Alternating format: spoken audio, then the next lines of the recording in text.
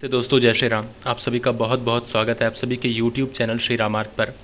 दोस्तों इससे पहले की वीडियो मैंने आपको बताया था कि किस तरह से माता सती ने, जो भगवान शंकर की पत्नी है, माता सती ने किस तरह भगवान श्री राम की परीक्षा ली थी और भगवान श्री राम ने कैसा रिएक्शन दिया था, और उसके बाद की कथा मैंने आपको बताई थी। आज मैं आपको बताऊँगा कि भगवान श्री राम ने जो कदम्ब राक्षस था उसको क्यों मारा था, और कदम्ब ने भगवान श्री राम की किस तरह मदद की, और कदम्ब आखिर कौन था, वो एक सच में राक्षस था या उससे पहले कोई देवता था, और कदम्ब ने भगवान श्री राम से क्या प्रार्थना की और भगवान श्री राम को क्या बताया, इसके बारे में आज हम जानेंगे। तो चलिए शुरू करते हैं इस वीडियो को। तो दोस्तों ये है श्री आनंद रामायण सारकांड, सर्ग है 7वां, और यहाँ से हम जानेंगे।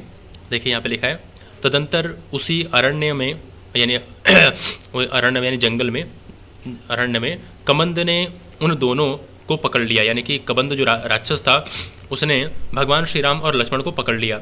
उस कबंध के हाथ एक एक योजन लंबे थे।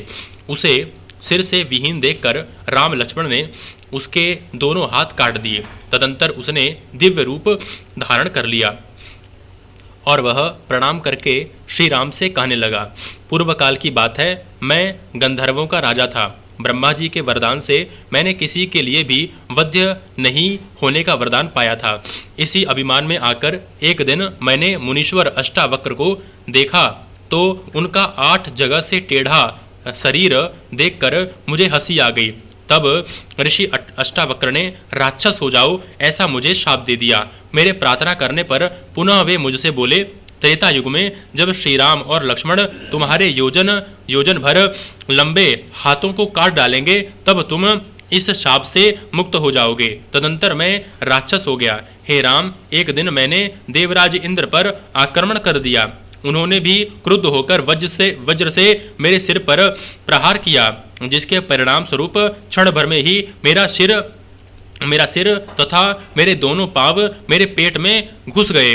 ब्रह्मा जी के वरदान के प्रभाव से वज्र के प्रहार से मेरी मृत्यु नहीं हुई। तब मैंने देवराज इंद्र से प्रार्थना की कि मुख के न रहने पर मैं जीवित कैसे रहूंगा। तब मेरे ऊपर कृपा करते हुए उन्होंने कहा, तुम्हारे पेट में ही तुम्हारा मुंह आ जाएगा, मुख होगा, और तुम्हारे साथ और तुम्हारे जो हाथ होंगे वो योजन भर यानी कि किलोमीटर भर लंबे होंगे। तब से लेकर मैं यहाँ पर जो कोई भी मेरे हाथों की पकड़ में आ जाता है उसे मैं खा जाता हूँ। हे रघुश्रेष्ठ, यहाँ से आगे कुछ ही दूरी पर मतंग मुनि ऋषि महर्षियों की सेवा करने वाली सेवकाएं रहती हैं, यानी कि ऋषि मतंग रहते हैं, और उनकी जो उनकी शिष्याएं हैं वो रहती हैं वहाँ पर। आप वहाँ जाकर शबरी से मिले। तो शबरी जो है वो मतंग ऋषि की शिष्या है। हे रघुनंदन, वे आपको सीता के विषय में बताएंगी। फिर ऐसा कहकर जो उन्हें प्रणाम करके जो वो राक्षस था कबंध, वो वापस अपने गंधर्वों का रूप लेकर के देवलोक को चला गया। तब जो श्री राम और लक्ष्मण होते हैं वो शबरी जी के पास जाते हैं। शबरी जी उन्हें जो है मीठे बेर खिलाती हैं और वो भगवान श्री रामचंद्र जी को बताती हैं कि जो है आप पंपा नामक एक सरोवर है, उस सरोवर के किनारे विविध फलों के वृक्ष लगे हैं, आप उनके फलों का सेवन करें और जल पिएं।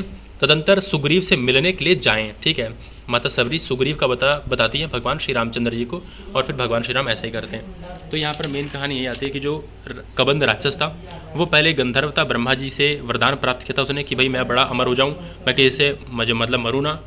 तो मतलब अमरता का वरदान तो नहीं दिया, पर ये बोला कि भाई आप मरोगे नहीं। तो उसने जो है देवताओं के राजा इंद्र पर भी जो है आक्रमण किया, पर इंद्र ने उसे पछाड़ दिया। तो ये सारी कहानियाँ हैं, आपने सुन ली होंगी। तो दोस्तों जय श्री राम। वीडियो कैसी लगी कमेंट जरूर करें। जय श्री राम।